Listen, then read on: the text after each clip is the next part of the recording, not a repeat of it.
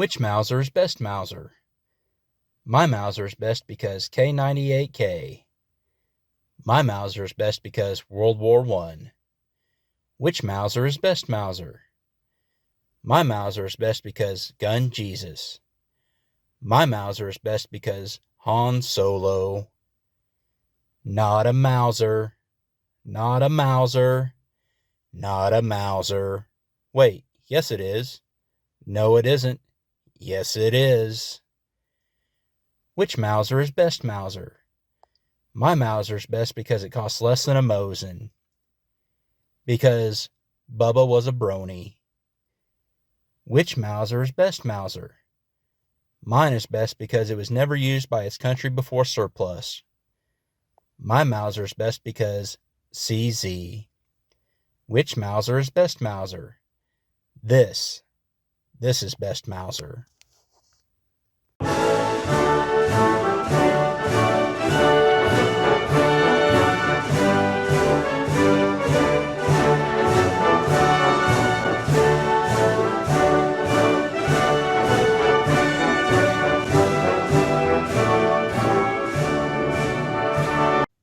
Welcome to the Milsurf Mike channel. I'm going to start a small 3-video series on my Swedish rifles.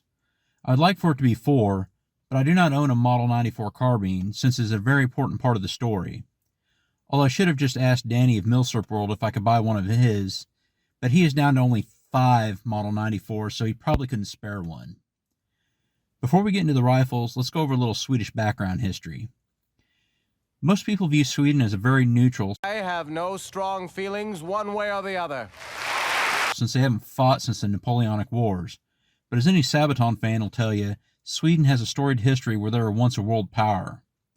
They were one of the strongest militaries in the 30 Years' War, and a couple generations later reached an apex under King Charles XII. Although he defeated Russia once, a determined Peter the Great would force Charles into the same mistake Napoleon and the Germans would later make. Being drawn too far into Russia, on ground the Russians would slash and burn, overextending the invaders' supply lines.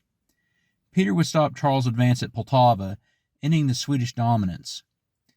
A century later, Sweden would be a factor in the Napoleonic Wars, as they would face and heel turn at the drop of a hat like a poorly written WWE character.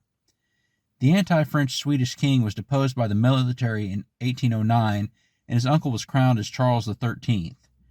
Charles would sign treaties with Russia, ceding Finland to her, as well as signing a treaty with France. One of Napoleon's trusted generals, Marshal Jean-Baptiste Jules Bernadotte, was offered the Swedish regency, but under threat of a war with the stronger Russia, he withdrew Sweden from the French treaty and joined the Allies against France. The result from this that affects our story today is that Sweden forced Denmark to exchange Norway for Pomerania. As of when this video was made, that was the last war Sweden fought in. Although Sweden built 9 state arms factories between her independence and the 20th century, it wasn't until the latter half of the 19th century where we see Sweden take part in the Industrial Revolution. After the Napoleonic Wars, Sweden rested on her laurels until awakened by the Prussian defeat of Denmark in 1864, where the Prussians were equipped with the breech-loading Dreisen needle rifles versus the Danes' percussion-cap muzzleloaders. Sweden would arm its military with a needle-fire conversion in 1864, but jointly looked for a new rifle with the Norwegians starting in 1866. One of the requirements was the ability to convert muzzle-loading rifles to the new system.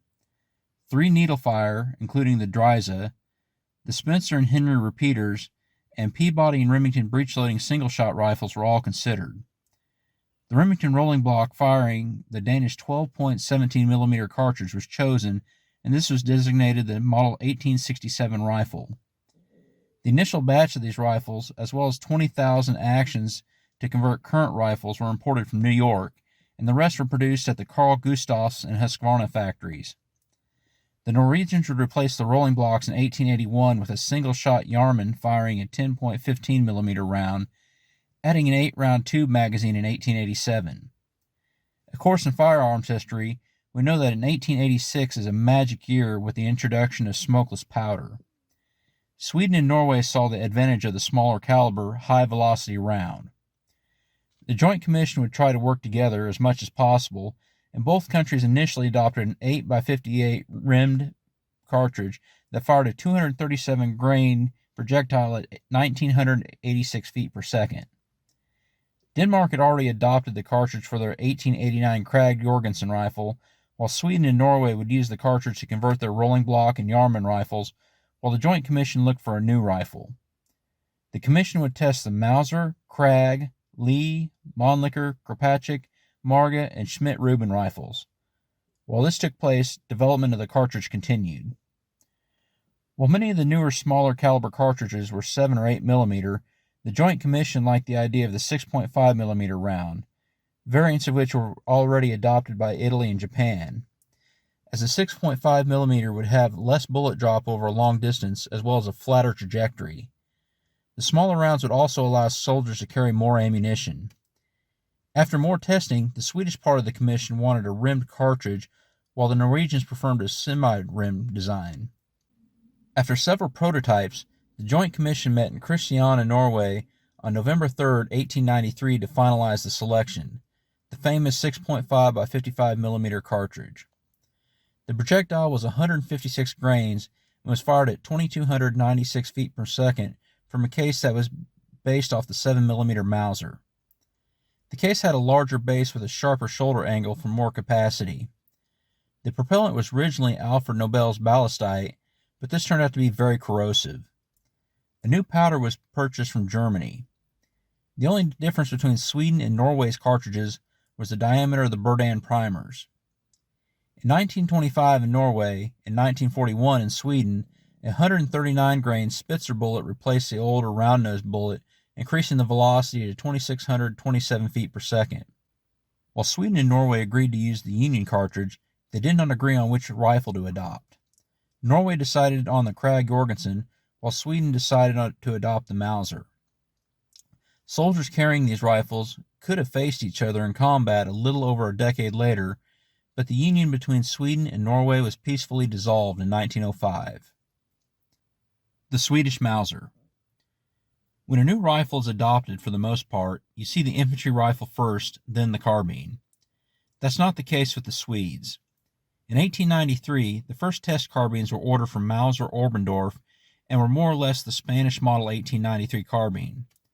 52 were ordered, and after satisfactory field trials, there was another order for 5,000 from Mauser in August 1894. These were designated the carbine Model 1894. These had the Mannlicher style stock and a 17.7-inch barrel. The Model 94 would be slightly different from the Spanish M93, as it could be cocked without pulling the trigger, cut out on the receiver below the clip guide to help push cartridges into the magazine, and the receiver sight hinged on the muzzle end. After an initial order of 40,000 from Oberndorf, 115,000 would be produced at Carl Gustaf's in Sweden. While there were minor updates over the next couple decades, a major one in 1914 allowed for the attachment of a bayonet. Almost all carbines made prior to this were converted to the M94-14 model. Shortly after the adoption of the carbine, the Gevär M-96 was adopted, and this is the rifle I have today. The M-96 has a 29.1-inch barrel, this length believed to be needed to burn all the powder for the highest velocity. When equipped with a bayonet, the total package is over 6 feet long. The Carl Gustaf's factory produced 475,000 between 1898 and 1925, with Mauser receiving an equivalent of 62 cents per rifle royalty, with a supplemental order for 40,000 from Mauser Oberndorf made from Swedish steel made in 1899. All Swedish Mauser rifles were made from a Swedish-developed alloy, which is copper-bearing for rust-proofing, high-strength, low-alloy steel. Thanks to the copper, the bolt parts were never plated or rust-proofed in any way. Even well over a century later, these rifles are still some of the highest quality military surplus Mausers in the world, and the formula was so good that it was never changed throughout the production of all Swedish Mausers. As my videos never really get too much into detail for markings, I do want to bring up a couple things. When rifles went back to the armory to be refurbished or rebuilt, the new parts would be marked with the same last 3 digits of the rifle serial number to show they were fitted to that rifle. Usually the font of the numbers on the replacement parts will differ from the font on the original serial number.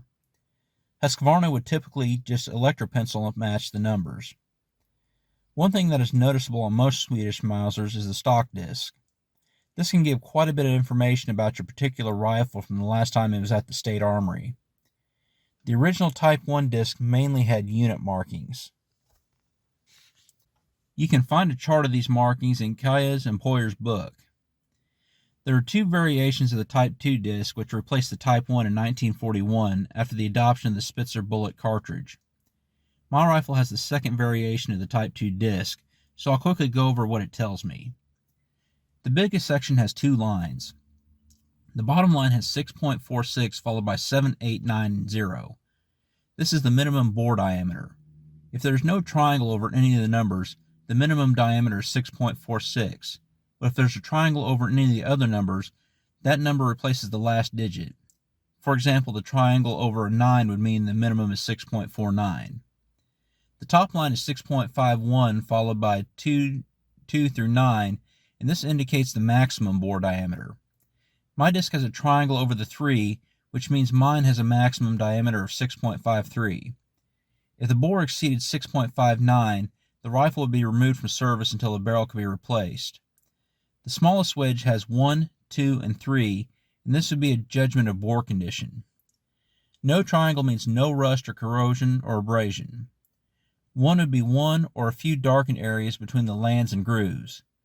2 is rust or corrosion along the borders between the lands and grooves, or some rust in the grooves. 3 is some spots of rust throughout the length of the bore, but the rust is diffuse with sharp edges. And 4 is sharp edges between the rust and corroded edges. If the barrel is judged to be a 4, it is removed from service for barrel replacement. My rifle was judged to be a 3. The third has torped, which means Spitzer boat-tail bullet, overslag, which means impact above, and STR means point. The last two indicated holdover at 100 meters. 1 is 10 centimeters, 2 is 20 centimeters, and so forth. A disc Mark II would strike 40 centimeters above the point of aim at 200 meters. Luckily, mine is marked 0. Many rifles replace these markings with a chart next to the disc. My rifle. My M-96 rifle was produced at Carl Gustaf's in 1910 and checked at the armory sometime after 1941, which can be seen by the Type 2 disc. I will conjecture that mine doesn't have many replacement parts, as the fonts of all the numbers look similar. This is one of the smoothest and most accurate Mausers I have fired, and is what I used when I filmed my remote brutality entry. It is long, but the near intermediate cartridge makes for very little recoil. Although I had the Husqvarna M38, which I'll go over in the next video, I really want to obtain an M94 carbine. After throwing some rounds to this, it has entered my top 3 favorite milsurps to shoot. Please be aware of where your elected officials and the groups that claim to represent you stand on the Constitution. Please join the GOA, the premier No Compromise 2A organization, and get $5 off your membership with the link in my description. And no, I don't get a kickback.